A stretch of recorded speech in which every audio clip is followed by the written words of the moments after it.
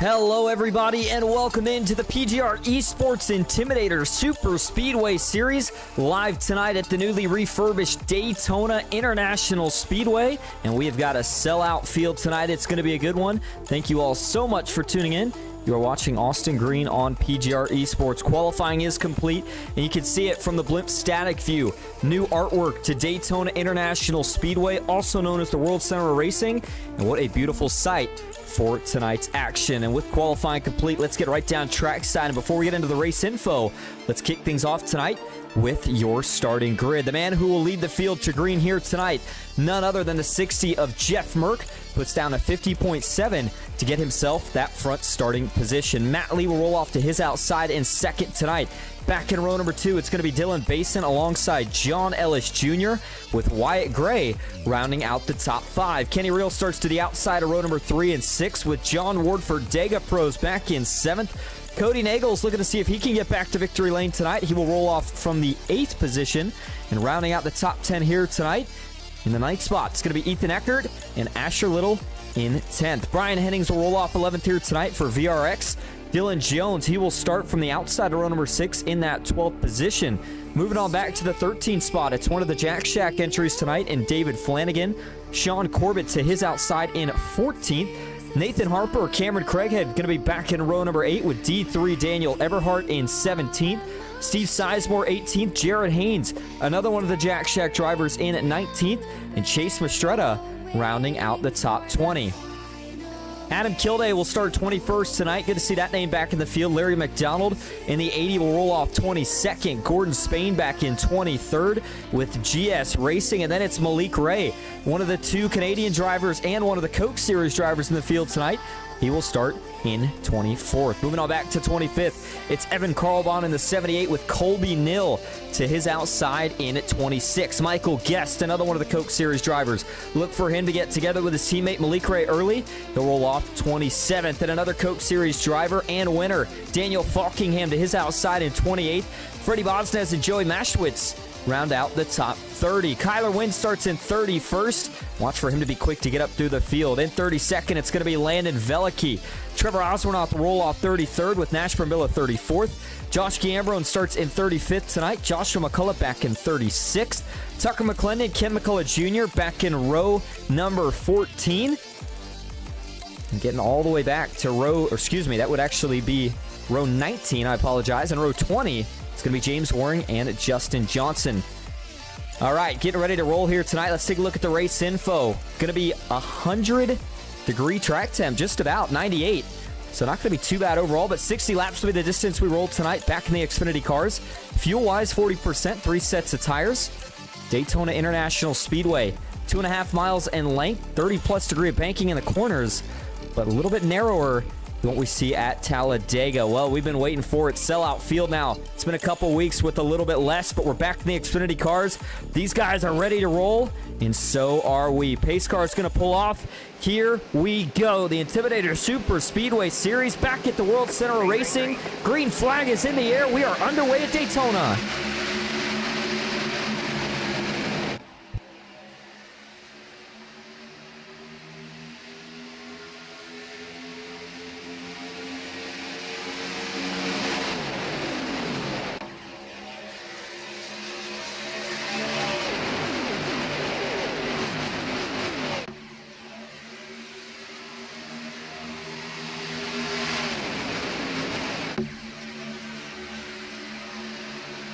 Field working down the backstretch for the first time here tonight. 2 by 2 they roll. Matt Lee on the outside, getting a big push from John Ellis Jr. in the 21. And now he's going to drop down low by the time they get to turn number 3 and really the first lap. Everybody trying to get things sorted out, trying to find which line you want to try to get to work with the quickest.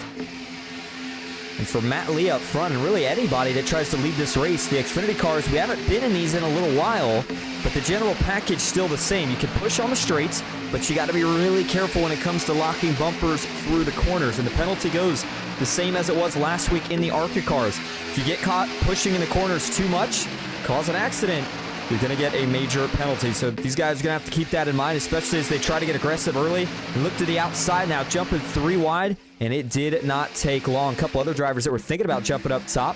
It's not going to be any progress just yet. The 11 on the bottom, the pink and black Red Bull machine. That's Dylan Basin, helping to honor Breast Cancer Awareness Month. Up top, though, that's the 90 of Daniel Eberhardt. He's quickly trying to make his way up here, 3 wide. No help just yet, but if he can get 2 or 3 cars to go out there, that line might start to make some movement towards the front. Looks like Ethan Eckert has decided to jump out there.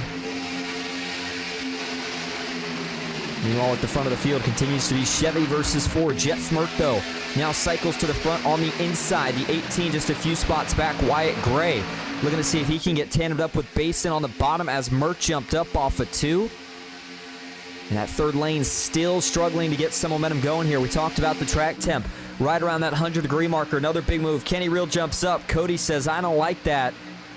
And he quickly goes back down to the middle. And you got to be careful early.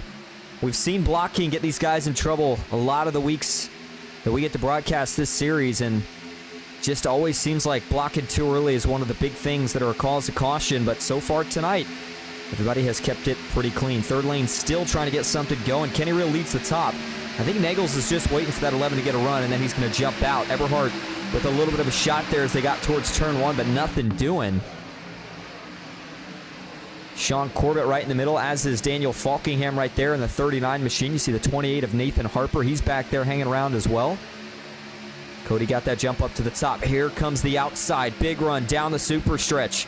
Nagels is going to pull up to right around even with second and third position. Now he's going to try to contend for the lead. Jeff Merck in the middle. Now Dylan Basin with a big surge on the bottom as he tries to get clear of the lead off at turn 4.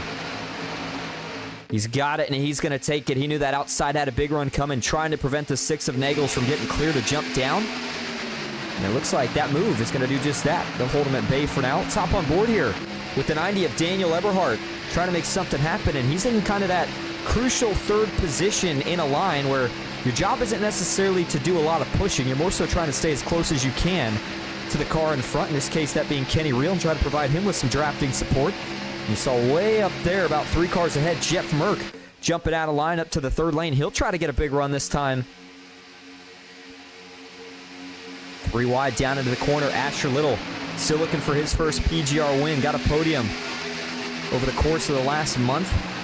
Still looking to see if he can get that first victory. Trouble. The 11 of Base is going to go around. He'll spin off to the inside. No caution. Now it flies. Does the 11 save it? Yes, he does. Hennings will take a detour through the grass as well. Some dents to the left side door of Basin, but that could have been a whole lot worse as the 11 started getting turned as they were working their way off of turn number 4.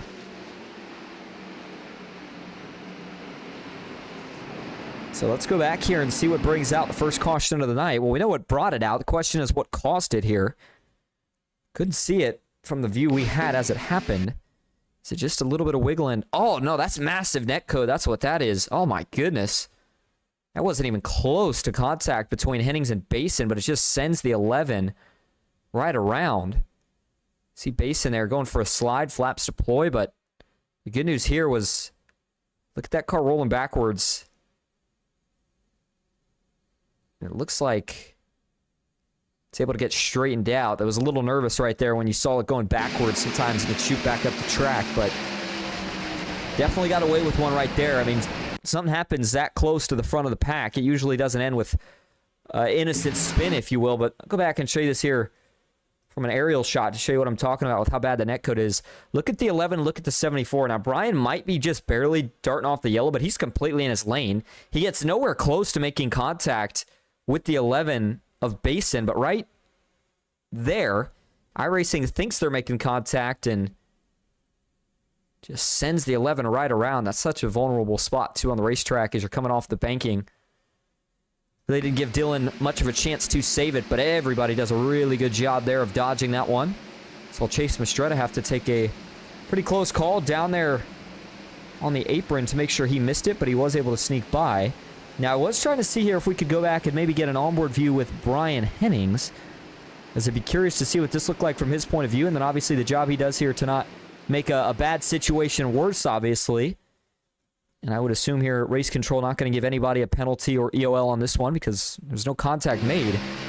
All netcode. Here you go, Brian Hennings, watch out. Yeah, they're not even close. That one's definitely brutal. And Brian trying to just get off of him there as quick as he can. without going back up onto the track. So again, I see Brian's wheel a little bit offset to the left, but I'm assuming that's the natural offset. Wouldn't assume he'd have any major damage, and obviously no fast repairs here tonight, so whatever damage you do get, you got to go in and get fixed manually. Back up front now, the Canadian driver, Kyler Wynn, and Asher Little being scored as the 2 on the front row. By the way, Kyler Wynn now, I'm assuming playing a little pit strategy right here with this caution, is being scored up 29 to 30 positions from where he started this race at, depending on if he's going to be the leader or second here for this next restart. Wyatt Gray back in 3rd, Jeff Merck 4th, and Cody Nagels rounding out the top 5.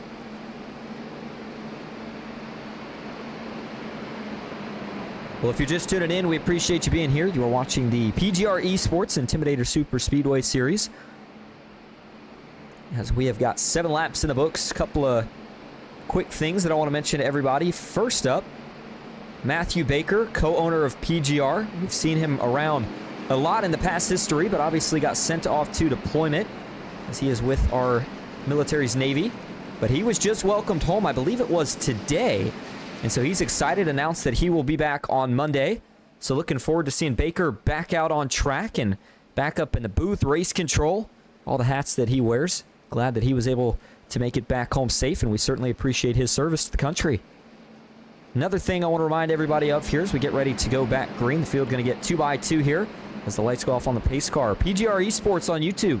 I believe only 7 or 8 subs away from 1,000 subscribers. So still looking for a couple more. If we can hit that number, that would obviously be a very huge milestone. We appreciate everybody who's been hanging with us since the start of it. The 2 of Freddie Bosnez lining up on the outside, and I feel like I haven't been able to call Freddie's name a lot in the last couple of weeks. Some of the races we've seen him in, it's just been a couple of rough breaks, but here tonight, looking for a comeback in his number 2 Toyota Supra. He's got Jared Haynes, fellow Supra, but different team.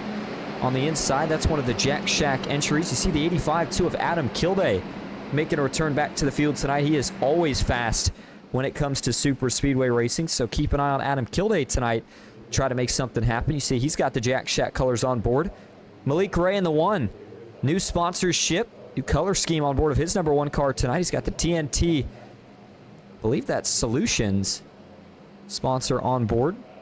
And Malik talked about it last week, the winningest driver in PGR eSports history, and he added to that with a win last week. But let's get to the story of what to keep an eye on right now. In terms of fuel percentage for these guys here tonight, looking at the race info, again, it was right at that 40% marker. So in terms of how far these Xfinity cars can go on a tank of 40% fuel, I'd say it's somewhere probably just under that 20 lap marker, maybe more so 16, right around 16 laps. So keep that in mind here. If we can make it to right around lap 24, 25 under green, maybe we start to see some pit stops. So certainly something to keep an eye on. All right, here we go. Field now working out of turn number 4. You see everybody hit the downshifts, getting geared up and ready to go. Looking for some big movers here. Daniel Eberhardt was the first man to get that 3rd lane working. He's trapped about 5 back on the bottom. Will Kyler Wynn get a jump here, or does he wait for the green? Here we go, back into the restart zone.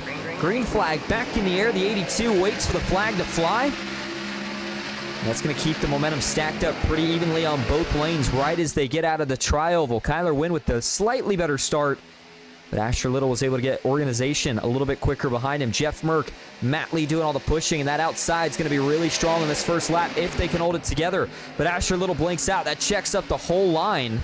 Watch out, the stack up gets bigger the further back it goes. Bosnez splits Mastretta to prevent it from being any worse. And it works out, but now they're dicing everywhere. Chase Mastretta stuck in the middle. He's going to pick up a push. Looks like from the 16, not too far back. Trying to figure out who that was. Is that Colby Mill?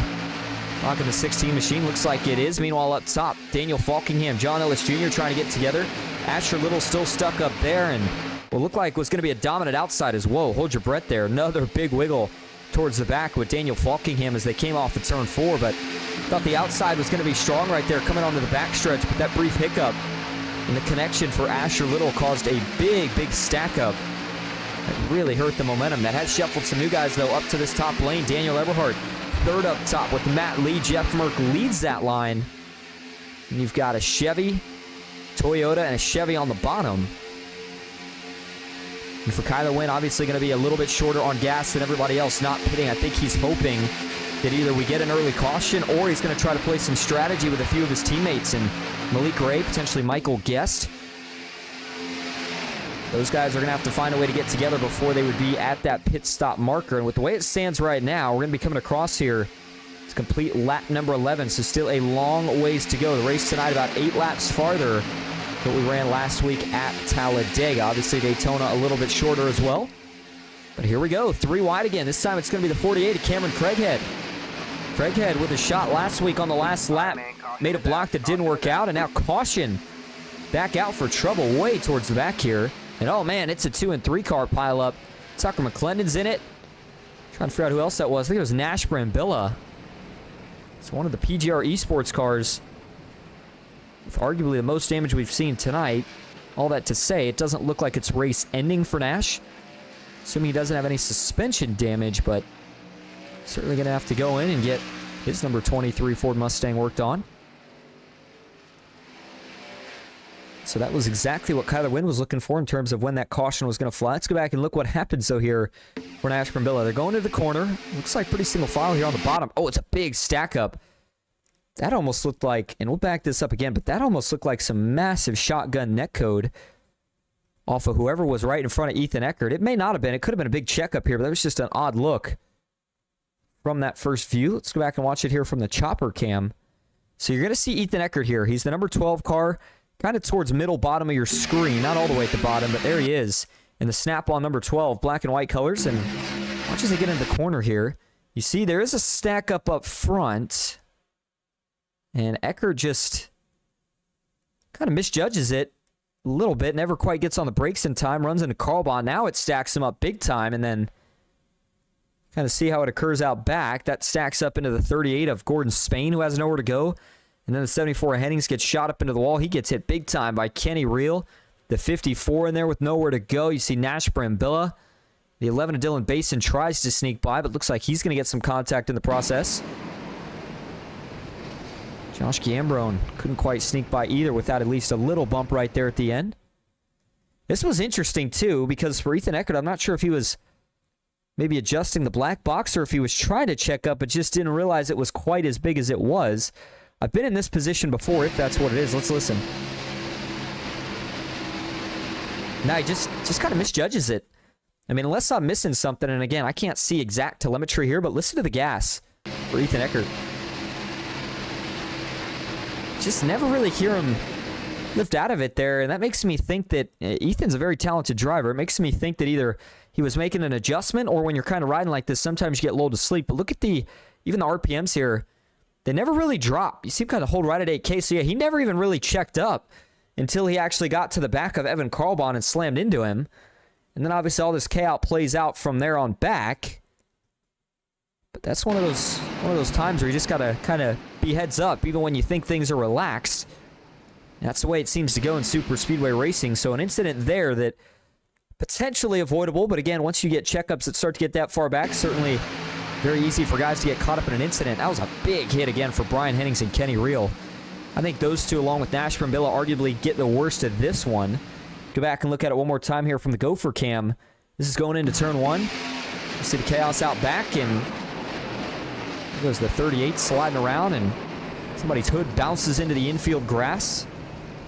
The rest is history. Let's go back live and see how these guys are doing here. Nash Brambilla still trying to get some damage fixed. Looks like a few others are as well. Jeff Merck now cycles back to the lead. Kyler Wynn obviously had to go in for fuel, but it looks like it still works out overall for the 82. Trying to get some track position back, but Jeff Merck has looked very stout so far here tonight. Currently sitting in that lead position. The man in second, Matt Lee in the 04. You've got Cody Nagels, who currently rolls in the 3rd spot. Daniel Eberhardt 4th. And Asher Little still able to hang inside the top 5, even with that little hiccup on the first lap of that last restart. So it looks like it's going to be probably right at 15 laps complete here when we go back green this time. And speaking of your race leader, Jeff Merck, while we got a chance here, give Jeff a shout out. He is carrying an onboard view for us here tonight. Number 60. I saw Job talking about the dark side, and if you're wondering why, it's the colors that Jeff Merck has on board. I'm not sure if that has any relation to the team that Jeff Merck is on or what, but either way, it's a cool looking paint scheme for Jeff Merck, and I'm trying to figure out what he's got on the hood.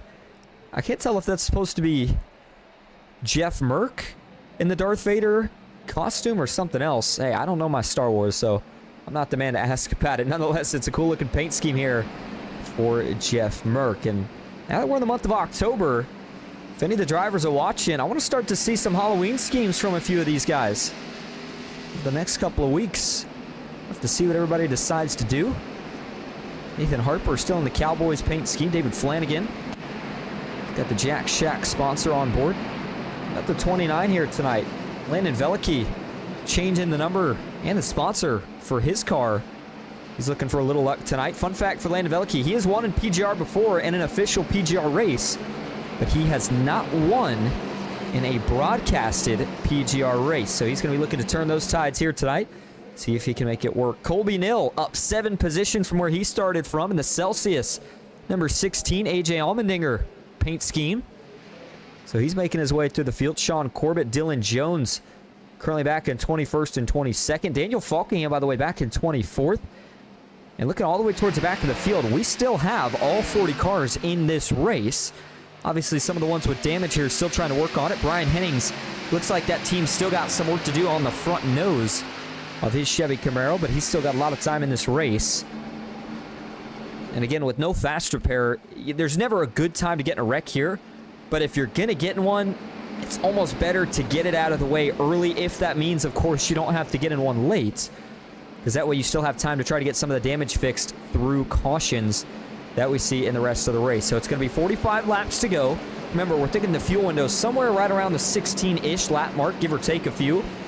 So we're going to set up that next pit stop here, if we stay green, for some time shortly after the lap 30 marker. So we'll see how these guys decide to play it out. It's been very aggressive through the first couple of restarts.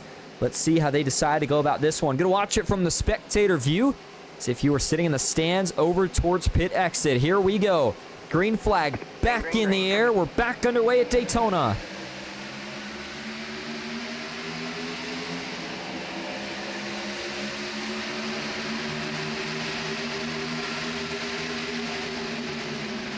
Good restart for the front 6 cars, all bumper to bumper. Malik Ray, though, now trying to urge that outside line on a little bit more with a push as they get into the corner. Still side by side on exit of 2. This is where the second line's got a big opportunity. A lot of momentum to roll. You see Nagels get a little disconnected there from Merck, but he's going to be able to reattach before they get off to turn 3. The outside with another big shove.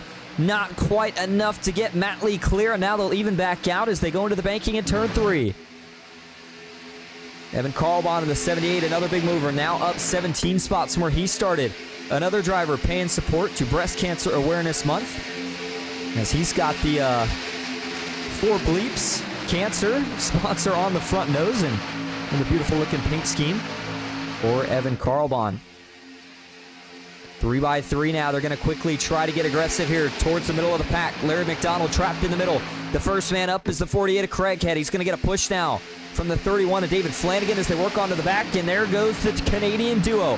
Kyler Wynn and Malik Ray jumping out to the third. They get a side draft, and they're going to draw even with second or third here by the time they get to turn 3. Man, these guys not looking like they're really in the mood for green flag stops here tonight. A lot of aggression early, and remember with these Xfinity cars, it's so much easier to see things get gridlocked as, oh, watch out, Malik Ray blinked out there. Still blinking around for the 1 car. This is going to cause some scares on that outside. Kyler not able to see his teammate here, just trying to wait and hope that it gets better. And even with all that, the third lane still able to stay right about even here. Let's hop on board with another one of the Jack Shack drivers. Trevor Osranoff here, right in the middle of this chaos, sitting in that middle line. Driver out of Augusta, Georgia. Looking out back, it is just as chaotic as it is out front. Freddie Bosnez currently sitting just behind him right now. So for Freddie right here, kind of trapped. Obviously nowhere you can go when you're stuck in the middle like that, but the third lane has kind of disintegrated here. Kyler and Malik's still up there, but all the help out back, it's still there, but it's about 5-6 car lengths back. Cameron Craighead trying to get to these two, but he's got no push behind. So Kyler Malik kind of forced to hang up there, and that's the other thing here about Daytona. Sometimes at Talladega, even when you're 3 wide, if you really get yourself in a position that you don't want to be in, there's still sometimes an option to bail out to the fourth line and go to the back, but at Daytona, when you get 3 wide in these Xfinity cars and it gets gridlocked like this, I mean, if you're any of these guys in the top 3 on the third lane, there's nowhere for you to go. I mean, nobody's going to just let you in unless you find a teammate. And you can't just jump out to the wall because you're basically already there. So you're kind of just, your bed's made and you got to ride with it and hope that the momentum goes forward and that obviously there's no pileup. As watch out, Matt Lee, big move off of turn 4. That came right as Nagels slid up towards Merck. That really stalled out the middle, but Nagels still able to surge ahead on the bottom.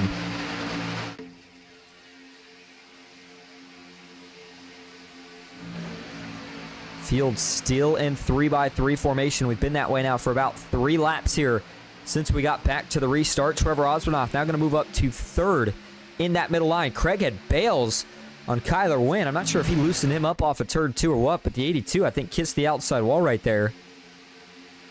Now Jeff Merck still well in control up front, quick to jump back to the bottom, and that 3rd lane just continues to lose more and more cars as each lap goes by. Malik Ray was wondering if he was going to let the 04 jump down, but the answer is he will not.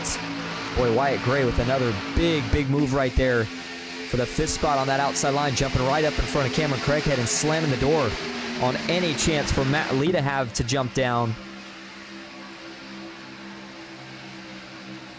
We talk about temps a lot when it comes to pushing the different series, and for the Xfinity cars, once they heat up, obviously not the easiest thing to cool down, but certainly not as difficult as the ARCA cars. And when you're 2x2, you can obviously kind of flirt around with some air a little bit, try to duck to the right. Oh, trouble! They're going to wreck them up on the super stretch. 2, 3 down to the inside wall. One of them's going to hop the curb on the bus stop. One more spinning. I think that's Landon Veliky. Yes, it is.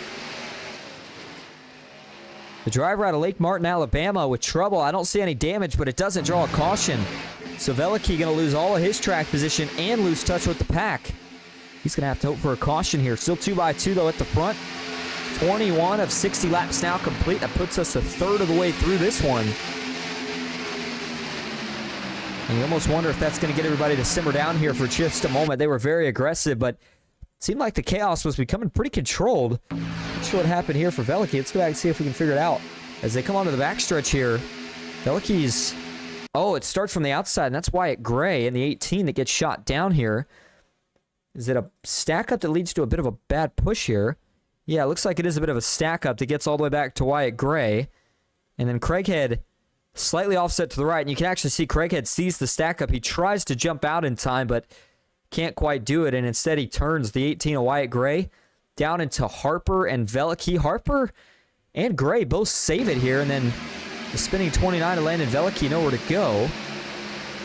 And you notice one of the new changes since they reworked Daytona, as in real-life NASCAR now, no grass down there by the bus stop on the backstretch. And obviously helpful in its own ways, where if you get down there and you start sliding, a lot more pavement to try to slow down quicker than if it were to be grass. Jeff Merck on the inside. Big run though for Nagels. Trouble! The 78 gets turned. Big one on the backstretch. This one's going to collect 4 or 5. Caution back out. John Ward's in it. Evan Carlbon was the first car I saw spinning. And he's got some damage to the left rear. Couldn't tell all who was involved besides those two, but it looked like there was at least 3 or 4 that got turned towards the inside wall. We're getting reports of a couple with actual heavy contact here. So let's go back and watch it here. This is almost a similar spot right here to where we just saw Veliky and a few others go around. But what happens on this one? Does somebody blink out here? Oh, watch the inside. The 01 of Asher Little. Is he going to blink out right here? As soon as they get onto the backstretch, he does. He blinks out. Now he blinks back in. And right as he gets to the 60 of Merck, that push, just a little bit of a stack up here. And that stack up actually gets going pretty quick. And as John Ward gets to the back of Evan Carlbon, just hits him a little offset. And it doesn't take much in these cars. That turns Carlbon around. Now what I was curious about here is, so you see how the line's kind of drifting here. You've got the 60 of Merck, the 01 following him. Now Carlbon's going to move up just a little bit off the yellow to try to get centered up with these two. John Ward's going to try to do the same, but he's still just a little bit to the left, although I wouldn't say that was the real reason of that accident, more so just that checkup as the 01 gets to the back of the 60 and then the 78 gets to the back of the 01. And then for Carlbon here, once he gets spun, looks like Ward, Chase Mastretta, Jared Haynes. Uh-oh, watch out for Haynes. See, that car's going. But hey, again, talked about it. More pavement down there. Allowed Jared Haynes to be able to get that car slowed down enough before he made it to that inside wall. So certainly saved him. Potential race-ending accident right there as we take a couple more angles of this. Here, watch it from the blimp view. Here's the stack up. We'll play it out here from the blimp view. So John Ward, Chase Mastretta, Jared Haynes, the 8 of Steve Sizemore, all collected in this. But not necessarily all that much damage, at least from what it looked like. This is the onboard view. We'll go to the roll bar here for Jared Haynes. Watch what he sees as this one plays out.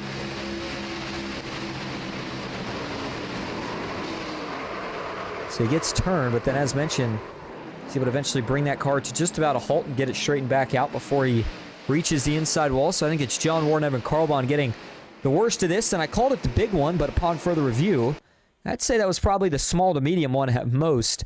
Certainly could have been, again, a lot worse considering where it happened in the pack and how many cars we have running. One more view of this here before we go back live. I wanted to see if we could get this from our backstretch cam or turn 3 view. Make sure nobody else got involved towards the end of that. Now I see Chase Mastretta go sliding along with the 8 of Sizemore, but looks like that was about the extent of it. So a few cars making their way back out of the pits as the lights on the pace car are still on. 24 of 60 laps now complete. Cody Nagels, Jeff Merck, Daniel Eberhard are your top 3. We'll talk about what to expect the rest of the way in terms of fuel mileage, when these guys could see a green flag pit stop, and we will be right back for the restart coming up. But we're going to stay side by side so you don't miss a thing. Stick with us here at Daytona.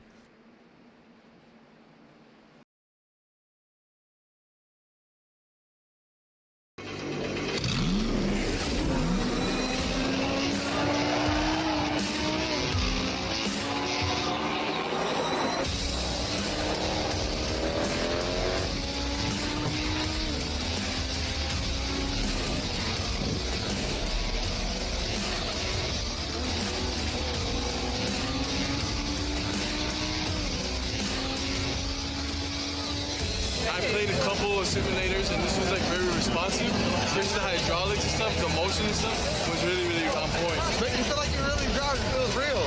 It adds so much to the experience. It's just really, really cool. It was pretty awesome.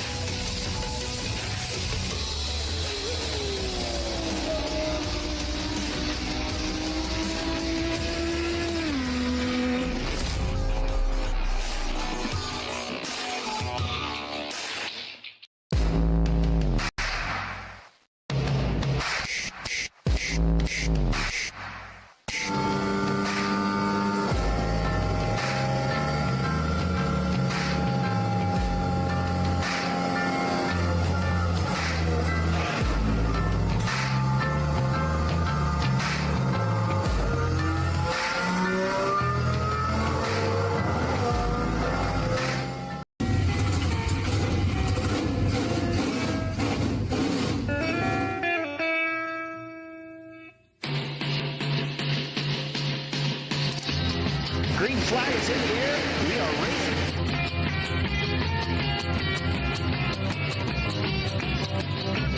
3 by 3.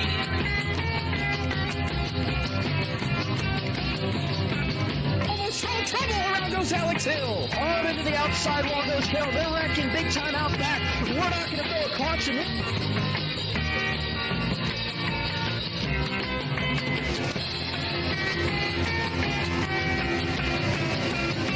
Finish. Who gets it at the line? Cody Nagels wins it in Talladega.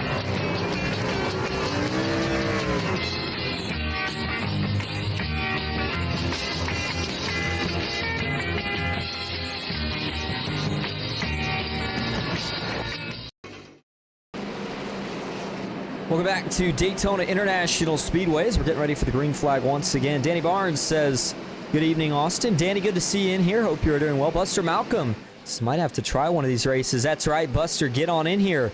Got the link to the Discord in the description of the live stream. All right, here we go. Going to be 26 of 60 laps complete. That puts us 5 from halfway. Green flag back in the air. We are back underway at Daytona.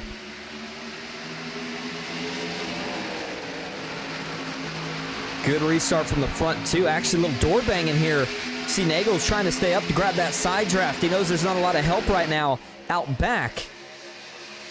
And oh man, the 6 of Cody Nagels here still side by side with the 60 of Jeff Merck, with the 01 of Asher Little. Second on back, watch out. Oh man, Merck almost got turned.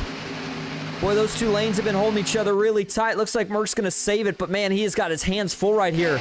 Trying to play catch up. Third lane going to try to get going further back with Matt Lee.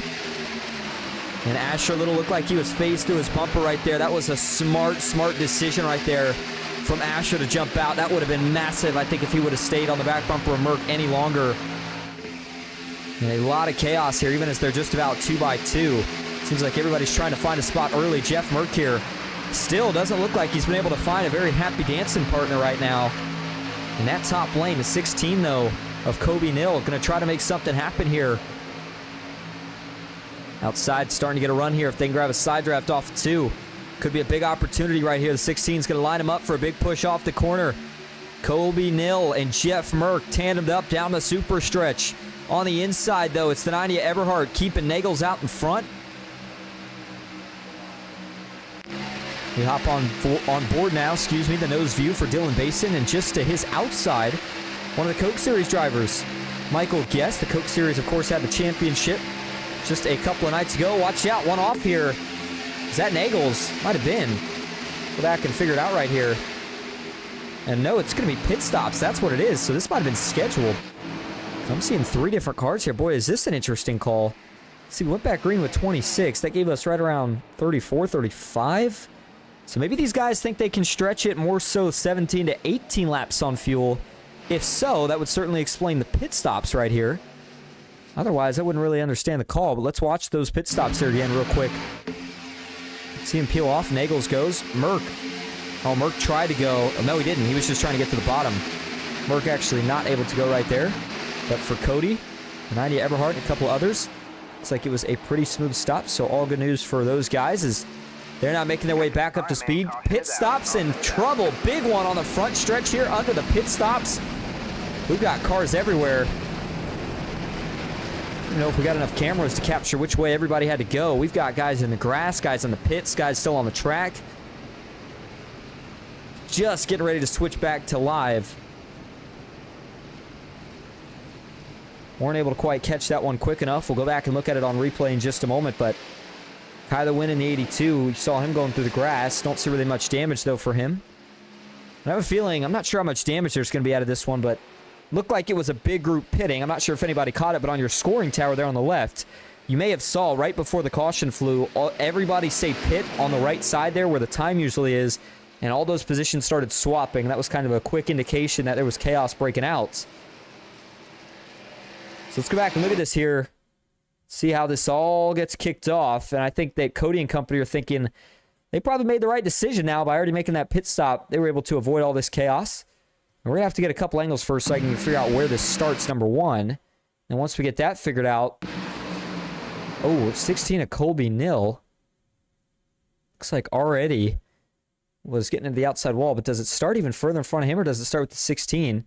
Maybe this wasn't even meant to be a pit stop. Let's go back and watch it. So you see the 16 of Colby Nill. He's on the outside. He really doesn't have much help right now. The 54 just behind him there has not jumped down. And the 54, I believe, is Michael Guest. Get confirmation on if that's the case. I'm not sure if Guest did indeed switch to those colors or not. And that is indeed Michael Guest. So you see the 16. Back that up one more time so I can break it down for you. But see the 16 of Colby Nill here. He's in the middle, and realistically, it's a tough decision. Obviously, natural tendency says go up to where the run is, but ideally, that usually doesn't work here. You usually want to kind of stay where you are. But Colby thinks, okay, well, the 54 is not going with me. Got to try something. So he goes up. Problem is he just gets way, way too high when he goes up. Kind of forces Carlbon into making that move. And now they're kind of an awkward 3 wide, but it looks like they're okay there. Colby Nill still up the track here.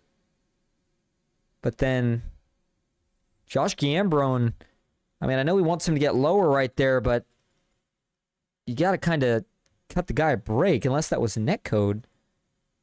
Go back and watch this from the chopper view, because it was interesting, because it looked like he was pretty far back in the first shot. So let's go back and watch from the chopper view here. come off the corner. Not much net code on that one for the second part of the contact. First part, there definitely is. See the 38 of Gordon Spain right here. Watch the 49. He's down here, and then watch. There's going to be a little bit of net code right there that shoots the 49 up just a little bit and gets him into the left rear of the 16. Now, this one's going to be interesting on how race control decides to call this. Because, again, was there even contact with Colby? It's hard to tell. He's got a little bit of that left rear damage, which if that damage wasn't there, I would almost say without any question that there was contact, but regardless, that's kind of another tough one because, again, from initial view, you kind of think, well, why didn't Josh Gambrone just cut him a little bit of a break? But when you look at it a little slower, I think that Gambrone wasn't actually going to ever hit him if that contact didn't start, but nonetheless, see if we can go back and look at this here from a little bit more of a zoomed-in point of view. There's the first net code, and yeah, from that angle, it kind of looks like there may have been even that secondary net code there just a little bit for Josh Gambrone. So it'll be interesting to see how race control calls it, but certainly nothing of obvious fault right there, at least from what it looked like on the slow-mo views. Colby Nilbo getting his first couple of laps here up front, and sometimes that's the price you have to pay. It's obviously not one that you plan on or want to have to pay, but Cameron Craighead looks like he may have got the worst of this one here for a lot of the guys involved. Let's watch it from the TV3 view. See as the 16 goes up, Craighead nowhere to go, makes pretty heavy contact, and then look at this. Bam, there's a big hit. Comes up. Lucky he doesn't collect a couple there. Not that there's really anything he could do at that point.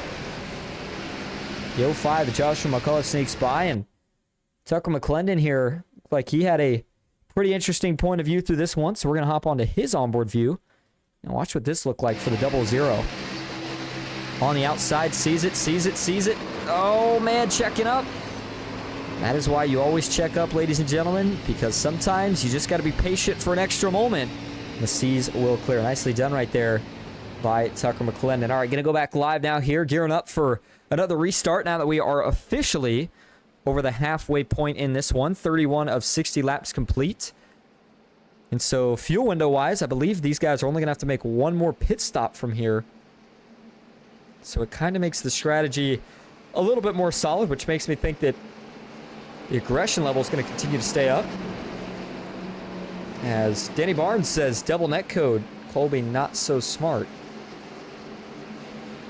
Not sure what the second part means, but nonetheless, Mark Pearson says the big one.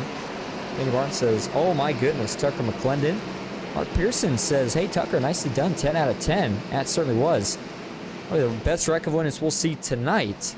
And by the way, notice there on your scoring tower, we're starting to see just a few. Still a very big field, a lot of cars still in this, but a few cars now that have had to drop out or are multiple laps down from some of the cautions we've had so far tonight. 4 to date. We'll see how many more there is by the time this thing's all said and done. Green flag back in the air. Good jump for John Ward, but a little bit of a stack up here out back towards the outside. Looks like everybody's going to hold it together. Joey Maschwitz, though, big gap between himself. The car just in front, which is Landon Velicki. Dylan Jones in the field tonight, trying to get a push to Maschwitz. And oh man, right now, watching out. This inside line that's organized and could have a big run. We'll see if anybody tries to jump up top and then take it 3 wide. Ethan Eckert, the 12, is now broken his way. Back up here towards the top 10. You know, he's going to want to try to go to the front. Watch out, David Flanagan. Oh my goodness, that was another close call and a big wiggle for the 31. For David Flanagan, watch this here. Jumps up and,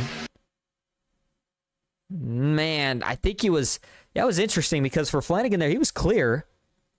He was definitely clear, but then he kind of either hesitates or just doesn't quite get high enough here. Yeah, Sizemore doesn't move his line. I would say for Flanagan, that's either a little late or he just didn't get up high enough in time. Either way, man, that could have been another big one right there. Close call. 82 now falling towards the back. As we've got a couple cars that are dropping here. Nathan Harper, though, at 28, trying to make his way back through the field. And I think that's Justin Johnson. Watch out. Wyatt Gray trying to save it. Oh, my goodness. Another big close call on the backstretch. Looks like Corbett and Kenny Real are going to blend back on in time. And these guys have been on the fence of wrecking here the last several laps. Try to get a replay before caution comes out on this one. What happens here? See for Wyatt Gray's another stack up. Yeah, that's all it is. And then Ethan Eckert tries to duck out of line. Can't quite in time. But again, a couple of massive saves to keep us green. Flanagan and Falkingham up top. Evan Carlbon's going to jump out there now as well. See a lot of cars starting to dance around. I'm not sure if the handling's just not where it normally is for these guys tonight, or if the weather's playing a little bit of a factor. But again, we're only at 100-degree track temp. A little bit warm, but certainly not on the hotter side, not compared to what we've seen before in these cars. As trouble, the 78's going to get turned going into 3. Watch out. Could be coming back up here. Everybody's slowing down to avoid it. Caution's going to come out. Kyler Wynn slides, but I think Evan Carlbon was able to stop just before he came back up the banking.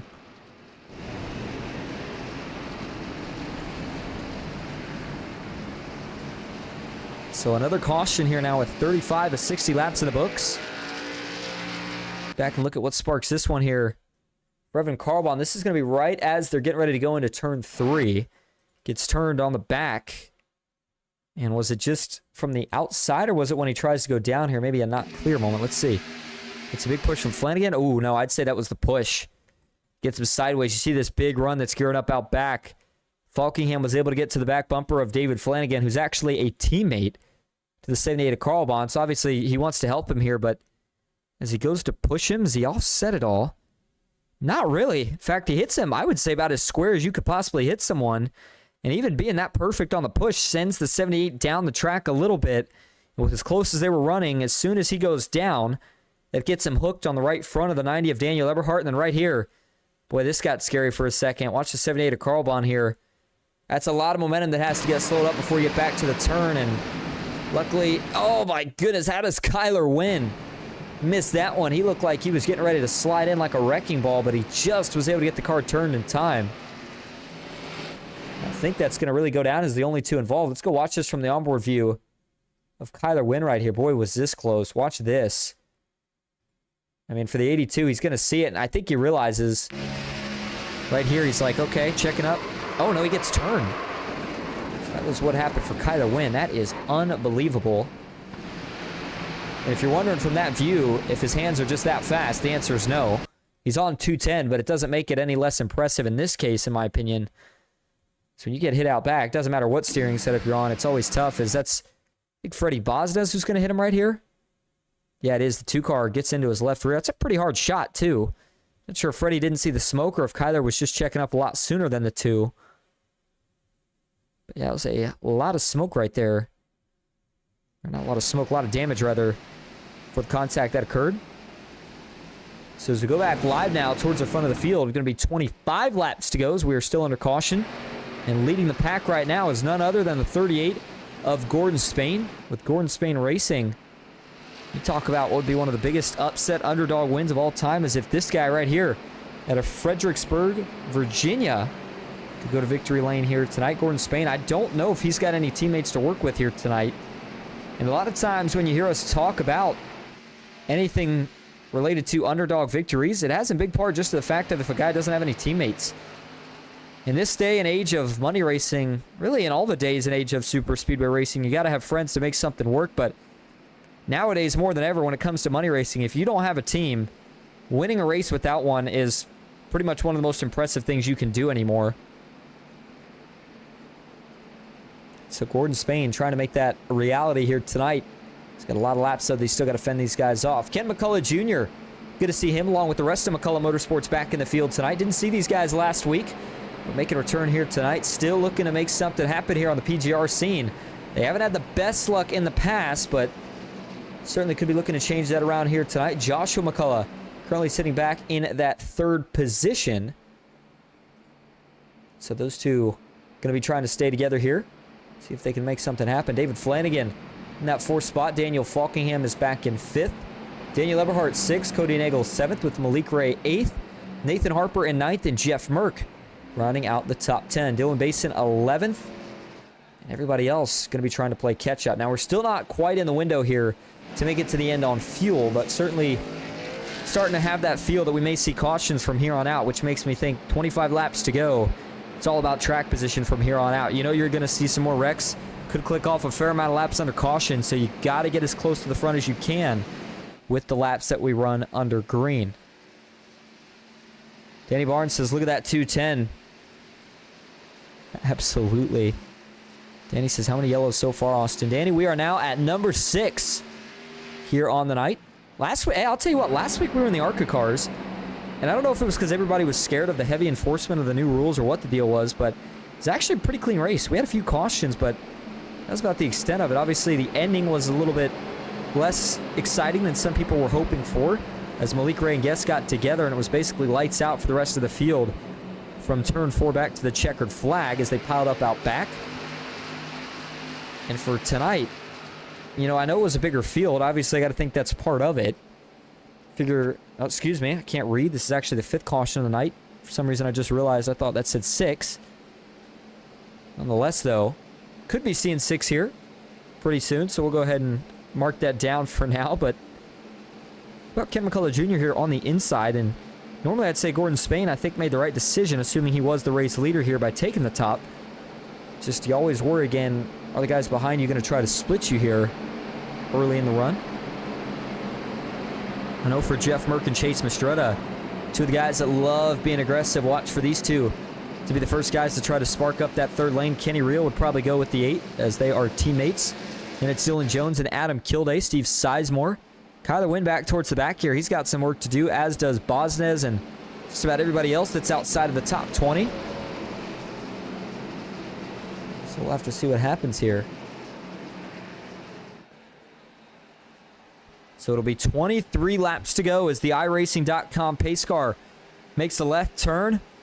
Virtual fans back on their feet, and here we go into the restart zone. Green flag back into the air. 23 laps to go at Daytona.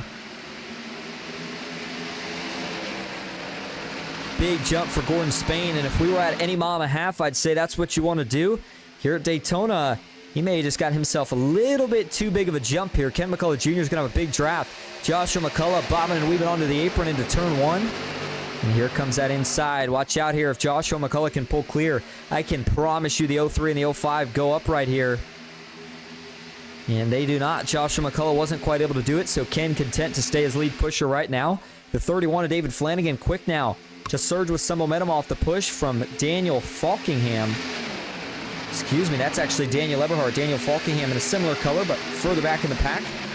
About 4th on the inside, but Daniel Eberhardt has had a pretty stout night so far. Seems like there's been times where for Eberhardt, he kind of likes the strategy of hanging in the back until it's go time at the end, but he's been up towards the top 10 for quite a bit of tonight. And here he is right in the middle of go time, trying to grab the lead. Third lane now. Here we go. Up top, it's Kenny Reel with the 54, Michael Guest, the 82 of Kyler Wynn, and the 54 of Joey Maschwitz. Make that the 64 of Joey Maschwitz. The 60 of Jeff Merck, though. He'll now join the cavalry up top. That makes this about a 4 to 5 car line now, trying to get some momentum on this third lane. The 38 of Gordon Spain, does he know what he wants to do here up front? Normally you'll see that guy on the inside jump up to the middle when that third gets there, but for Spain here, you know you don't have a lot of teammates, you don't have a lot of help. Does he want to stay where he feels comfortable on the inside? Oh, Eberhardt's going to get turned up into Ken McCullough Jr. Big one in the tri-oval. Caution is out. The 03 is in it, and multiple others involved here. Steve Sizemore, Sean Corbett. With 21 laps to go.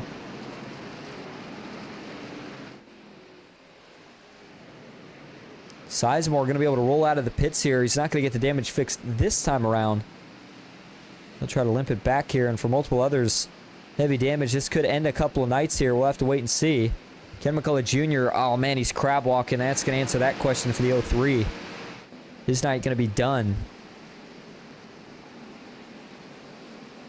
That is a tough break for Ken McCullough Jr. Just talked about, got up here after not being here last week, and seems like that's the way it seems to always go for McCullough Motorsports. A lot of bad luck here at the end of these things whenever they're able to get their way to the front. And let's see right here, what causes this one? Looks like they're okay there. I saw Daniel Eberhardt is the first car that got turned. Ooh, Jeff Merck gets down into him, and I think it might be off the push here of Kenny Reel. Let's see. So Kenny Reel is getting up to the back bumper here, Jeff Merck, and he's going to swipe just the slightest, right there. He's moving just the ever slightest to the right as he gets Merck in the rear bumper, which turns the 60 down just enough to get into the middle line where Daniel Eberhardt was leading. And if they're side by side, they maybe get away with this, but because it was in the right rear and maybe even a little bit of net code, but I think there was going to be contact there regardless. Gets the 90 loose, sends him down eventually into the 03 of Ken McCullough Jr., who's going to go up the track here, and this is a big hit. Ken McCullough Jr. nowhere to go. Harper, a few others go through the grass, but then Sizemore, Kyler Wynn, and about 3 other drivers there with really big hits that just had nowhere to escape on this one. We'll look at this from a couple different angles. Here's the drone view of it. Watch this hit for Ken McCullough Jr. And, oh, man, Merck was almost by it. I wouldn't be... That's got to have broken the suspension for his car as well. There's Kyler Wynn sliding in with nowhere to go. Michael Guest, Kenny Reel, Dylan Jones kind of get sandwiched together there past the start-finish line. Steve Sizemore takes a big shot. Looks like the 45 of Corbett. That's where he gets most of his damage as well. If we watch this here from the spectator view, give you kind of a wide angle of how this one played out here in full speed. And the tri-oval, it's funny because the tri-oval, you see you got a lot more room to escape through the grass, but it's always felt like it's even tougher to try to make anything happen in terms of dodging a wreck, that is. But definitely going to end a few nights on this one. It has been quite a few cautions so far here, and we still got over a quarter of the race to go. And I was looking here at one more angle to see if there was anybody that snuck through this here really, really close call-wise. See the 54 low. The 11 of Dylan Basin. Does he pull pretty crazy dodge on this one? I see Landon Veliky checking up in the back. Yeah, I think Veliky misses it.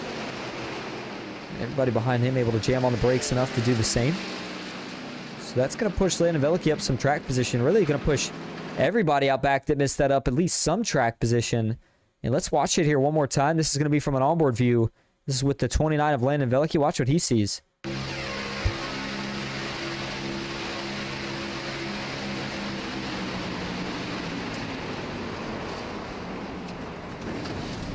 For what it's worth, for people watching at home, you got to remember here, these guys don't have spotters that actually call out where they're wrecking and how they're wrecking. Nobody's telling them they're wrecking low, stay high, stay high. I mean, you got to try to figure out how to dodge these wrecks all by yourself.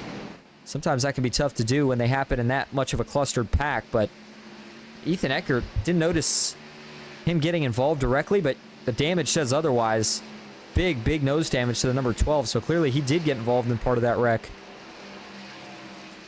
So he had been going in for some repairs right there. Looks like we're getting ready to go back green here, and it's going to be 18 laps to go. Fuel-wise, I said I think they can make 16. 18 might be a little closer. I'd be curious to see if these guys try to save fuel here right out of the gate and get single file, or if they stay really racy. That'll likely tell... I'm trying to think here in terms of... See, 50%, I believe in these cars is probably 20. Yeah, I'd be surprised if these guys feel super confident about at least overtimes. Regular, making it just to the end of, regulation here, maybe doable if you're in the pack and you're saving right from the get-go. But again, it's going to be time will tell here on how these guys organize out in the first couple of laps. Single file tells you they think it's close and they got to save fuel. Hard racing is going to give you two options. Either they don't think they can make it and it's a definite pit, or it's a definite they can make it. And obviously at that point you want to fight for track position. And up front, again, leading the way here is going to be David Flanagan and Cody Nagels. Daniel Falkingham and Joshua McCullough row 2. Chase Mastretta back in the top 5. Malik Ray to his outside. And so it's going to be exactly 18 laps left. If you're just tuning in, we appreciate you being here. You're watching the PGR eSports Intimidator Superspeedway Series. All right, iRacing.com pace car going to pull off again now for the 6th time here tonight. And here we go. And Nagels and Flanagan back into the restart zone. The 31's got control. Green flag is back in the air. It's a big jump for the inside. Flanagan gets rolling with the push from Falkingham.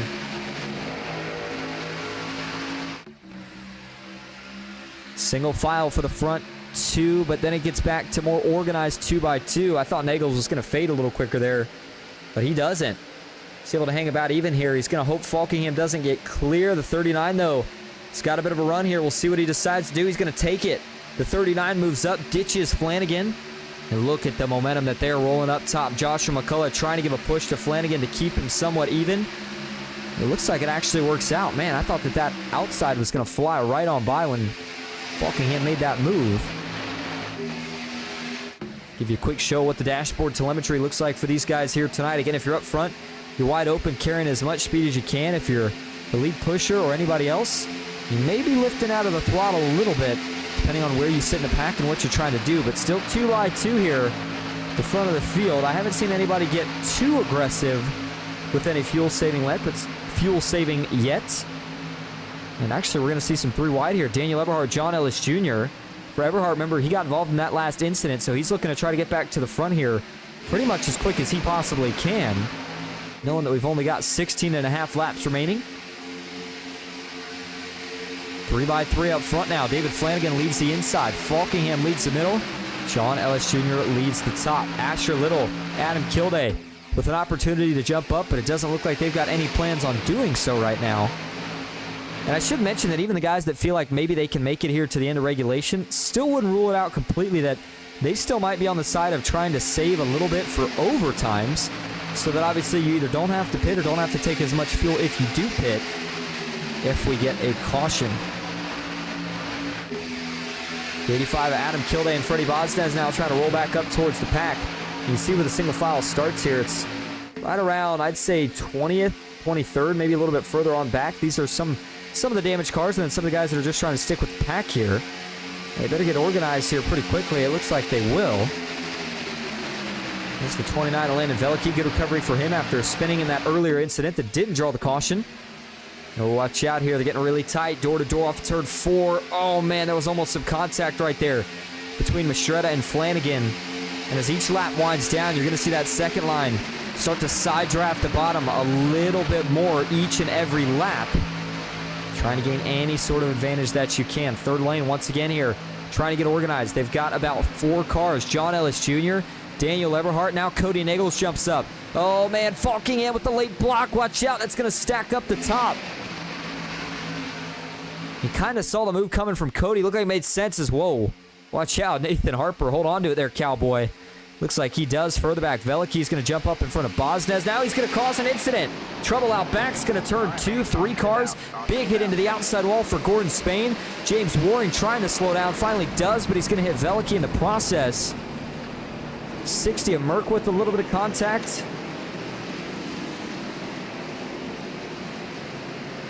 And oh boy. Now everybody getting ready to be in the fuel window. And that means it is about to get chaotic. Let's go back, look what happens here first. Go from there, Landon Veliky. Looked like it, not sure if he made a late move or what happened here, but when he made this jump up, let's see where it all goes sour. So you see Landon, he's going to try to jump up to the middle, and I don't think Freddie really liked that. Looks like the 2 tries to go up, and eventually here kind of hooks the 29. He gets the 29 up. Now, I will say Landon saves it. The reason this one's kind of frustrating, and it's going to be interesting again for race controls, because if there's not contact here, then you can almost argue the initial incident didn't lead to the caution. Oh, well, no, there definitely was contact there, so race control going to probably call this on somebody. Let's go back here and play this from a little bit of a different angle. So for Freddie right here, watch what happens as Landon jumps up. So you see Freddie's in the middle. He's got his right side tires on the seam. Now watch as Landon jumps up, and let's see where Landon plants his car. Landon jumps up. Doesn't really go all the way up. Kind of hesitates in the middle. And Landon's kind of wiggling, too. That's a really odd one. I mean, you see Freddie, he's letting out of the throttle there, too. Even to cut Landon a break. I think what happens here is that Freddie's expecting the 29. You know, I don't think Freddie's happy about it, but I think Freddie's kind of like, you know, okay, come on up. You know, you're already here, but Landon just kind of stays where he is. I don't think Freddie's expecting him to do that, and Freddie just kind of runs into the right rear, and it's not much, but it's enough to obviously get him turned around and get him sideways. Let's go to the onboard view here. We'll go back to Freddie Bosnez and see what he sees on this. Very curious again to see what race control would call on this, but here we go. For Freddie, watch how this kind of pans out. Yeah, that's an odd one there, because Freddie definitely turns him. But again, Freddie was lifting, right? You hear it. And you could see it in the RPMs too. There's the first lift. You know, it's easier when we play at full speed. I think it's easier to listen to. I'll do that again, but First lift, second, and even Freddie initially looked like he was going to jump out, but then kind of corrected. So, you know, the best guess I have just from the views we have is I think that Freddie was, like I said, I don't think Freddie was happy about it. I think that's why he initially was going to go up, but I think he kind of was like, you know what, okay, you're here, come on with it. And he was expecting Landon to make that little bit more of a half turn up to line up with the front bumper of the 2, and that's what Freddie was lifting for, but Landon kind of stayed there. And so once Freddie hit the gas again, he was already offset, and that slight contact sent the 29 around. Give you one more angle, too, of course, the wreck that happened after once it started here. Couldn't tell how bad the damage here was for Landon Velick. Yeah, I could tell you that Gordon Spain certainly saw the light in this one. This is a big hit for the 38. You see him start to go down, and then watch this here. Gets turned, and back to the track he goes. It's a pretty big tank slapper there. And then for James Warren right there, coming in a little hot. But that, again, as what we've seen for probably 3 or 4 of the incidents we've had tonight, could have certainly been a lot worse than what it was. Back live now, 13 laps to go. Going to get a restart, probably closer to 10. Joshua McCullough leads the field. David Flanagan second. Daniel Falkingham third. Chase Mistretta fourth. And Malik Ray fifth. Well, if it's like any other week, you know, we're probably going to be going into overtimes. And with that said, I'm going to get a quick drink of water. You should as well. Meet us back here. We'll go side by side and be back for the restart.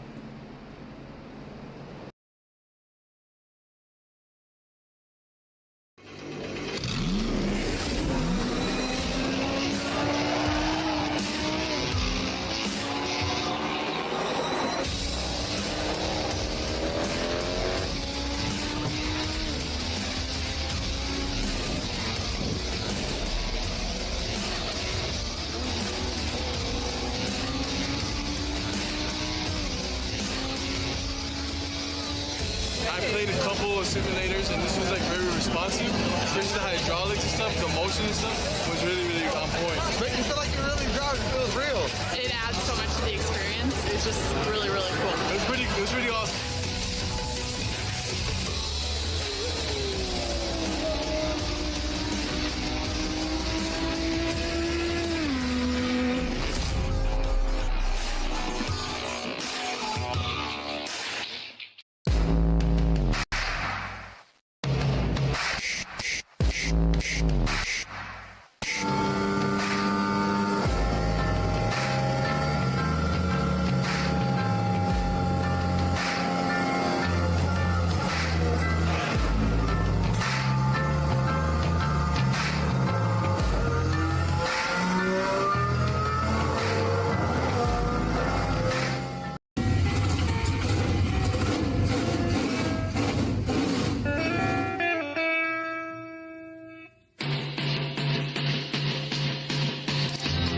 Green flag is in the air. We are racing.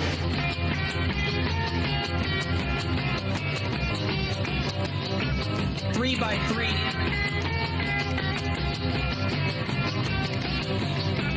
Almost no trouble. Around goes Alex Hill. On into the outside wall goes Hill. They're wrecking big time out back. We're back to Daytona International Speedway, setting up for a restart with 11 laps to go. On the front row, McCullough and Flanagan. Here we go, back into the restart zone. We are back underway at Daytona. Oh boy, watch out, big checkup on this one. And it keeps going further and further back. Are they all going to be able to dodge it? It looks like they do, but that causes all sorts of fits for guys that started right around the middle of the pack. A little bit of damage to the back of Nathan Harper's machine as well. Not sure if that was from this or something else, but all attention goes back to the front because we are closing in on the end of this one, folks. Up front, David Flanagan going to be looking for a big push here from one of his Nightmare teammates, Jack Shack teammates in the Nightmare car. That's the A to Chase Mistretta.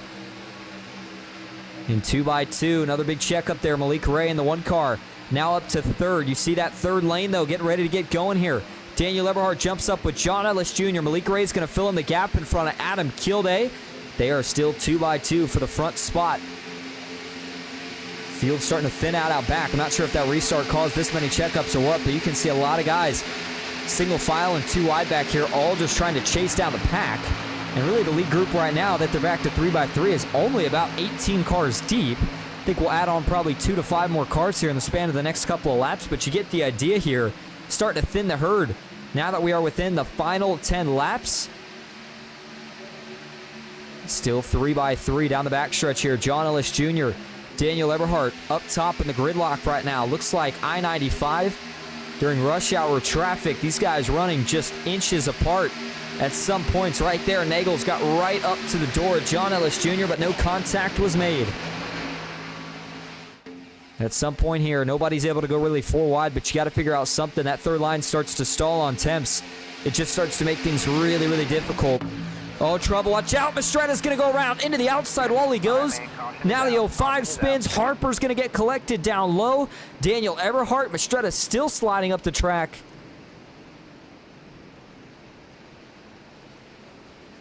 And over in turn 1, Sean Corbett and the 11 of Kenny Reel both through the grass.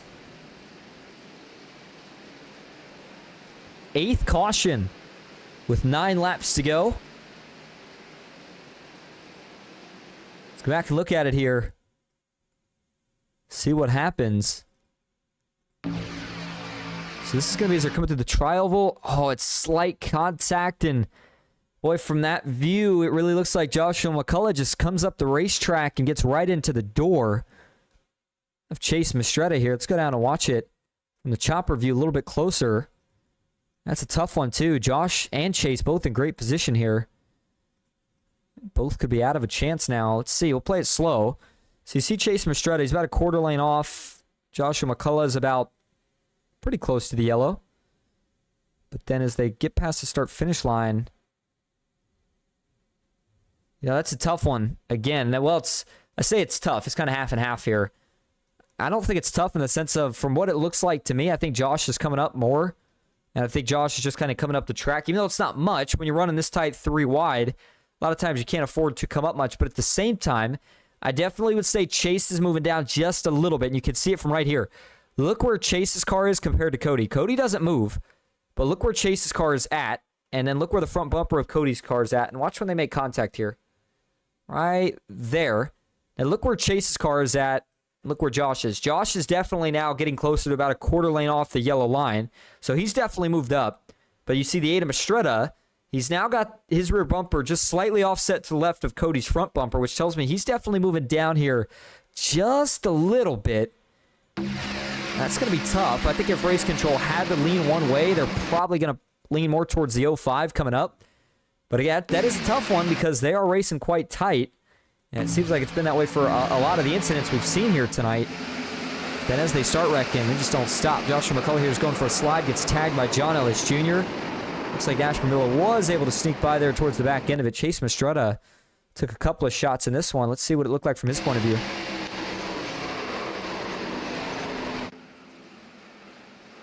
See a couple cars there that had to go and hop down by the marbles on the bottom of the racetrack, or rather, bottom of the apron, I should say.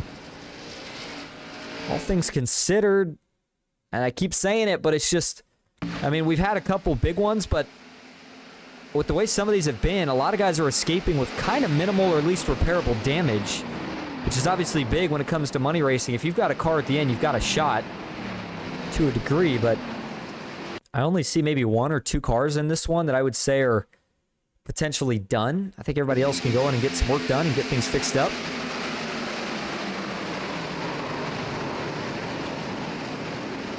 John Ellis Jr., obviously a big hit there. Same deal for Joshua McCullough. I would almost wonder if he's got some broken suspension there on the left side. We'll have to wait and see. Either way, going to be, looks like 5 laps to go when we grab the green flag, and looks like some of these guys either deciding to pit or potentially saving fuel, because it is seeming like we may go into overtime. And remember, there's only 1 green light checkered, so you know what you have to save for. There's no guessing on if there's going to be 1, 2, or 3, but even with that being the case, obviously, these guys can still get in pretty close scenarios when it comes to fuel. And these guys have stayed out. There's a little bit of a split strategy here. I'll take you back here to what the pit stops look like right here. Malik Ray says, well, I thought he decided to pit. No, it looks like he actually decides to stay out. It says Malik entered the pits here. Go back and watch this one more time.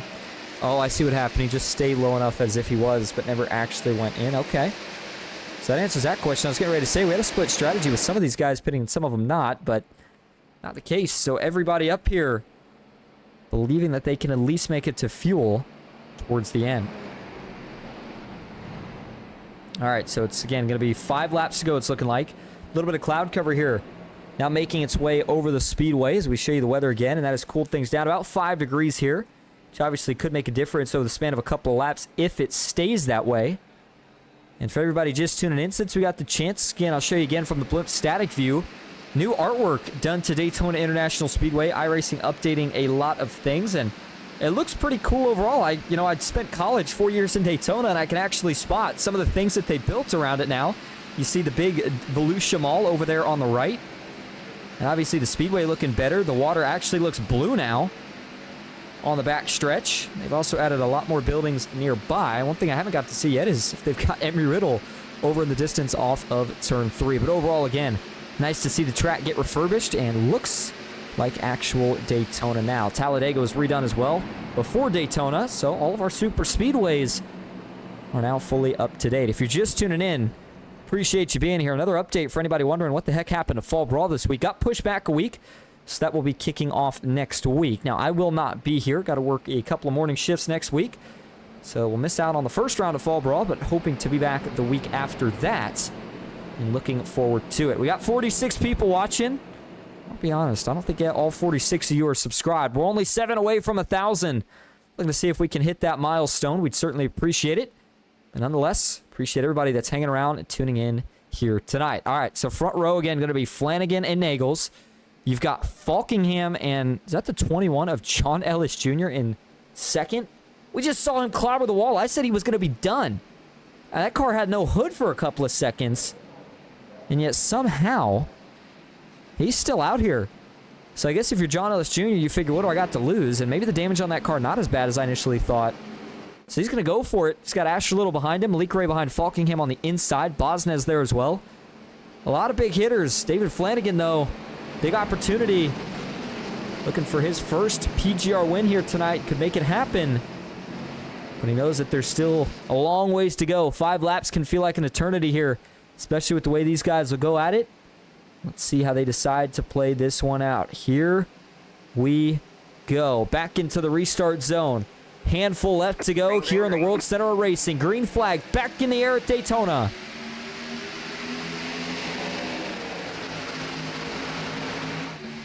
Good restart up front. A little bit of trouble out back. Nash Brambilla looks like got spit out of line. They all save it for the moment. Ethan Eckert quick to jump down. Meanwhile, at the front of the field, the inside's got the momentum as they climb the banking into turn 1. But you know what that means outside, getting ready to get a big run right here. Watch up top. Cody Nagel's going to get a big push from John Ellis Jr. How bad does the damage affect the 21 car? Looks like it's enough to at least keep him even. You wonder if it's going to hurt the temps. If there's any damage to the radiator for that car. Now the Dega Pro's founder and owner, John Ward, looking up top in the 92. The 01 of Asher Little's going to jump up as well. Now these guys are starting to snake around. John Ellis Jr. with the big move. He's got some damage. Now Asher Little blinks around. The third lane has gone from going forward to going backwards. I think a lot of people not going to be too happy with the 21 right there. All that damage jumping third up in line. That lane quick to fade. But it's still a battle between Flanagan and now Falkingham up top, who's getting pushed by the 6 of Cody Nagels. We're going to be coming to 3 laps to go next time. That'll leave just 7.5 miles to go at Daytona. These guys got to make it to the white, though, before this race would be official. Third lane's going to have to try to get regrouped again. Nash Brambilla trying to do it, but he's all by himself. Doesn't have any help yet. 1 Toyota, 3 Chevys in the top 4. David Flanagan, no teammates anywhere nearby at the moment. And watch out, man. Flanagan's really starting to wiggle. You can tell Malik's pushing with all he's got here. Malik knows if he wants a shot at it, he's going to have to get Flanagan clear, but he's not going to be able to do it. Watch for the 39 of Falkingham to jump down, and there goes the move. The 39 goes down, and further back, looks like the 78 of Carlbon's going to jump up with a push from the 49 of Josh Gambrone. Oh, man, they started to stack up 2 in the wall. A lot of fire out of the pipes. Everybody had to get off the gas mid-pack on back. Be coming to 2 laps to go next time. You can almost feel the time bomb getting ready to explode. But on the bottom, Daniel Falkingham trying to hold off Cody Nagels, who leads the top. And that third lane continues to try. Everybody wants to go up there, but nobody wants to work together. They're going to have to figure it out soon, running out of time. Coming to 5 miles left. 2 laps to go at Daytona as they cross the line this time. 1 more to make it official. Daniel Falkingham still on the bottom. McDonald went down below the apron, but he's able to get back up. And for Falkingham here, I look to see maybe one more move to the top, if anything, but that would be it. Here we go. Third lane ready to try again. This time it's going to be Trevor Osmanoff who jumps up. Chase Mastretta looks as well. Freddie going to try to make the move. Chase is throwing blocks. And now the 11 of Bason's going to move back to the top. Freddie, watch for another move here. This is where I tell these guys, come on, boys. Easy with the blocks here. We're coming to the white. Can they make it here? Going to be coming out of turn 4. Starter's got the white flag in hand. It would make the race official. Falkingham still out in front. Can they do it? Yes, they can. White flag in the air. This race is official. 1 lap to go. All bets are off. Who's going to win it here at Daytona tonight? Falkingham still leads on the bottom. Chase Mastretta not able to cover the move from Bosnes that time. He'll be stuck pushing the 6th the rest of the way. That third lane's got a chance. Watch out on the back. Freddie could have a big run if Basin is able to get connected here in time. Oh, Basin does too. This is where everybody's going to push with all they've got left. Temps or no temps. Watch out. It's going to be a tandem all the way back to the line if they can keep it clean. Asher Little gets out of shape, but he saves it. Final time now as the field works into turn 3. Bosnes up top. Nagels in the middle. Daniel Falkingham on the bottom. Who is going to win it? Here we go. Final stretch. Back to the line. Drag race. Nagels in the middle. Bosnes up top. Falkingham's got the momentum. Daniel Falkingham wins it on the bottom. Daniel Falkingham goes back to victory lane at Daytona. And the Coke Series driver and winner does it again.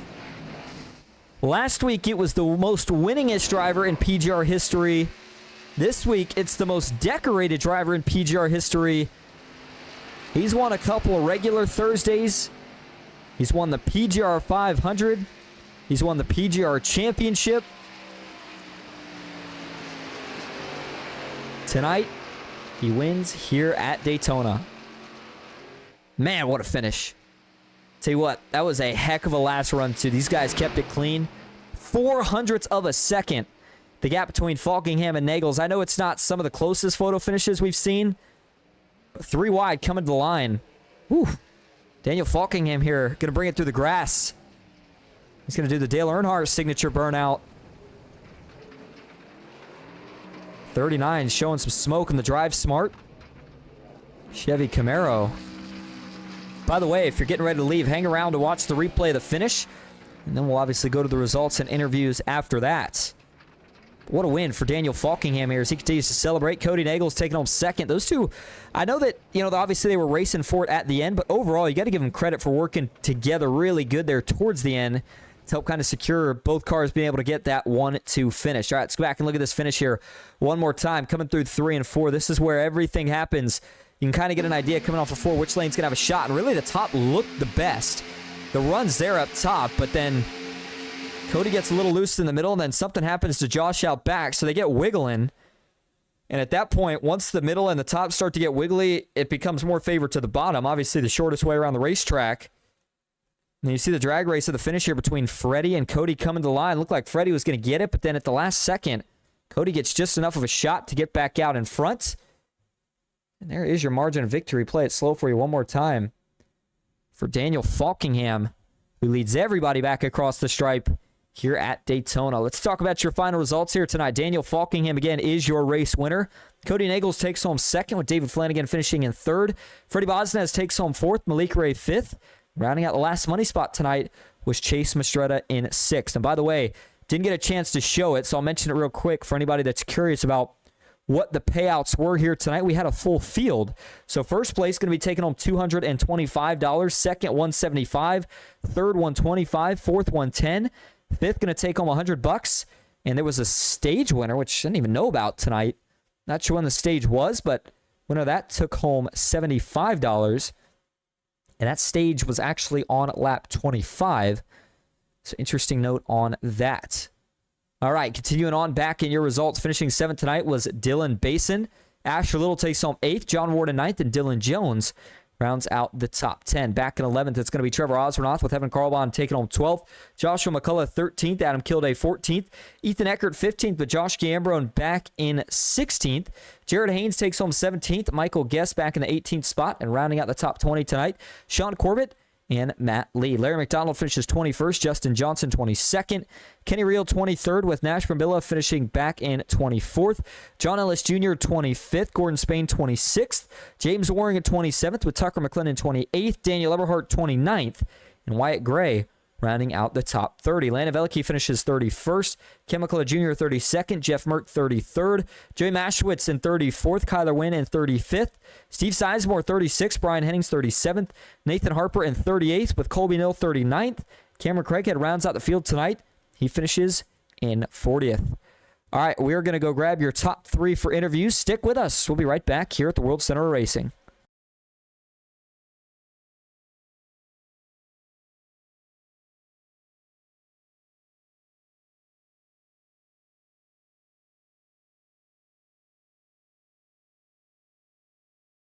All right, and we're going to go ahead and kick things off first here tonight with your race winner, the driver of the number 39 Drive Smart Camaro and Coke Series winner, Daniel Falkingham. Daniel, this is Austin up at the booth. Got a copy. Hello, Austin. How we doing? Good. Well, you go back to victory lane tonight. I was talking about here at the end of the race. Last week, Malik gets the win. We called him the winningest driver in PGR, but you're the most decorated, and you get another win here tonight on one of the Thursday night races. How did it feel to go back to victory lane? Felt good to get back to winning because I feel like it's been a while. I feel like it's been a while since we've even been in like the running at the end of these things. It's either like my wheel disconnecting or I'm getting wrecked out of these races. Like I feel like I know Malik's won a lot of these, but I think a few of those I should have probably won. But that's just me speaking. But it feels good to be back to our winning ways because it's been a rough last couple of weeks over here. But yeah, we thankfully did good there. Got the track position where we needed it. I had to fix my nose like 2 separate times because I got collected in a couple of wrecks right there. But thankfully we got the damage fixed and we were able to take advantage, get our track position back, get back to the field, and put ourselves in position to win. So feels great to be back, and hopefully this we can keep this thing going. Yeah, absolutely. And, at the end there, I'm not sure what team you've been on as of recent or which guys you're working with, but boy, it looked like you and Cody did such a good job of kind of working with each other so that you could race against each other at the end. Was that kind of the game plan? And how important is it to have a guy that you can kind of know you can control lanes to a degree with until it comes down to the checkered flag? Yeah, me and Cody, we always work well together. Me and him were in a voice call tonight, so and we had a few other guys too, which I'll mention in just a minute. But Cody and I, we kind of had that plan down in the last restart to see how we could make that work. And thankfully, as long as like he was covering the outside, I was covering the bottom. I know I was frying David behind me with temps, but I was worried if I get back to the outside and I can't clear back down, that's gonna be race over for me because it seemed like the bottom was very strong all night long. And also, like, netcode was really crazy tonight. Like, someone would be on the bottom and pop up into the guy on the outside, and it would get them wrecked. So I was very worried about that. So, I felt confident. I felt confident in David's pushing anyway. So I felt like if I just stay on the bottom, we got to cover because all those guys that have been sitting in line, I knew they were going to get hot and they were going to blow up eventually or get hot. And I knew David could manage something, get me clear when I needed it. So, but yeah, thankfully it all worked out at the end. Everyone was getting hot, and thankfully David gave me the push I needed. And thankfully it didn't blow up like I did last night. So, big shout out to Cody right there. Getting 1-2 with him, we worked that very perfect right there at the end. He won the stage too, so it was a good night for both of us. I want to shout out his fiance Michaela too. I guess she's been feeling unwell over the last little bit, so shout out to her. Prayers, thoughts to her.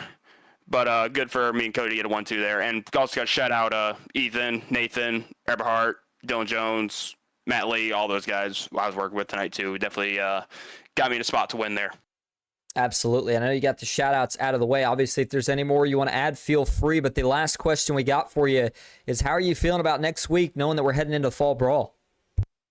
Yeah, about the Fall Brawl, I don't know if I'll be eligible to compete in it. I need to talk to Mike about this because one of those I will for sure be missing because I'm going to be going to Phoenix for the NASCAR Championship race with me and a bunch of my other friends. So I don't know if I'll be able to even run it all. I'll see what Mike's verdict is on that. But if I'm able to, I'll try to run a couple of those. But yeah, with this multiple race format at this time of the year, I'm probably not going to be able to run it all. So the field's very lucky I won't be there this year to defend my honor. But whoever's racing the Fall Brawl, hope they have a lot of fun.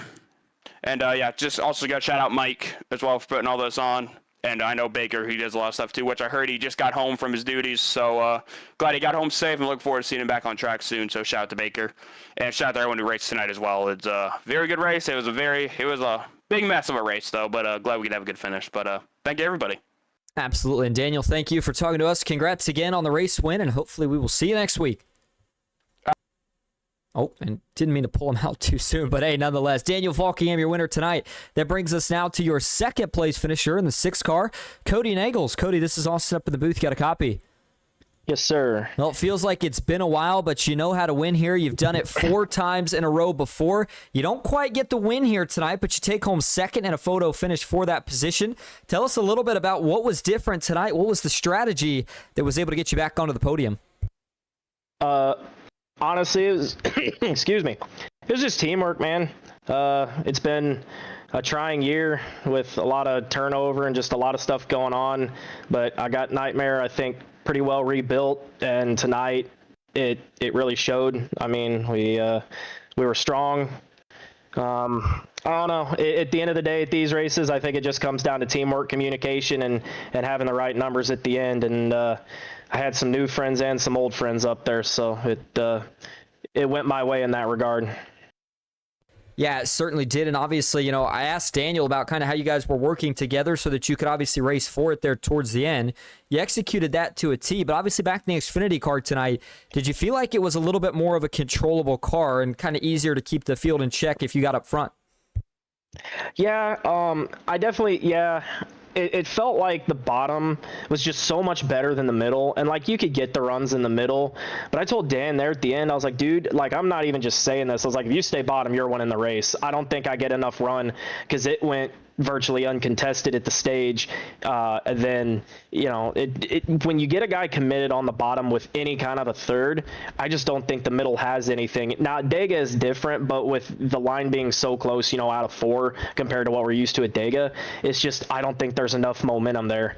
And like out of 4, I had nothing. I was lucky to get P2, because really, I could have got beat by both David and Freddie. I mean, we were all really close. Absolutely. Well, Cody, before we let you head out tonight to celebrate the second place finish, is there anyone you want to thank or shout out? Yeah, I want to thank you, Austin, for broadcasting. I want to thank Mike at PGR for everything he does behind the scenes, all the admins. I'll probably be hit or miss a little bit more because I'm finishing up the softball season, but I want to give a big shout out to my fiance, Michaela. We woke up, it's been a very long day. She had appendicitis, had to take her to the hospital, got her operated on. She's resting. So I'm going to head upstairs and spend some time with her, try to take care of her, and hopefully she'll be on a road to recovery, a quick and speedy recovery. Absolutely. Wishing you and her all the best, of course. And Cody, thank you for talking to us. Congrats on the second place finish, and we will see you in the future. Thank you. And Michaela, if you're listening, I love you. There you go. All right. Cody Nagel is your second place finisher tonight.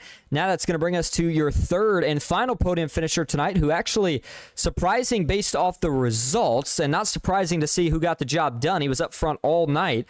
But David Flanagan actually inched out Freddie Bosnez. Our unofficial results had given it to Freddie Bosnez, but you see on the official results here, it was a tie in terms of it gets down to the 1,000th. But David Flanagan, by just the slightest bit, was able to inch out Freddie Bosnez to the line. So we'll pull him in now. David, this is Austin up in the booth. You got a copy? Yes, sir, Austin. Well, you take home third tonight. Man, when you guys crossed the line, looking at the unofficial results, I figured Freddie got third. I didn't realize you inched him out there right at the last second. But, overall, it was a great night for you. You were up front a lot. What more do you think maybe you could have needed right there at the end to try to grab your first win? Just chase at the end. That sucked. It was going to be me and him, and it would have been a lot easier than Cody and Dan as teammates, and then Cody or Dan and Malik on the bottom. I didn't really know what to do there, so I felt like I was just boxed like a fish the whole time, the last 5 laps, but still cash nonetheless. Yeah, absolutely. And obviously, a third place finish got to give you some momentum going into Fall Brawl next week. How does the game plan shift, knowing that's more of a tournament style event and not just a 1-week payout ordeal? Yeah, definitely. I feel like I've been pretty hot right now. So this whole week, I think every race I've done, I'm finishing the money. So hopefully it carries over to it and shock some people. I don't know. I feel like I'm an underdog, but I don't know. Maybe. Keep running like you did tonight, though. Not going to be an underdog for very long. But, hey, David, before we let you head out tonight to celebrate the third place finish, is there anyone you want to thank or shout out? Yeah, of course, as always, JSR and Trev and all the boys over there. Love racing with them every night. And my friends over at CRT, you know, we got the dub tonight in fantasy football, or not dub, but, you know, big dub, scatterboo energy on my friend Brady. You know, he's a little skibbity boy, but, you know, we keep it rolling, you know, shaking our head, shaking the demons off. Austin, thank you for the broadcast, brother, and I'll see you next time. Sounds like a plan. David, thank you for talking to us. Congrats again on the third place finish, and we will see you next time. Yep, see you, brother. All right, well, that is going to wrap up our coverage tonight from Daytona. What a race it was, and what a finish for the top three. Daniel Falkingham, though, does come home as your race winner, adding on to that already impressive resume. Next week kicks off the Fall Brawl. Again, a reminder, I will not be here, but I should be back hopefully the week after that. As for tonight, thank you all so much for tuning in. As always, I hope that you enjoyed, and until next time, have a good night.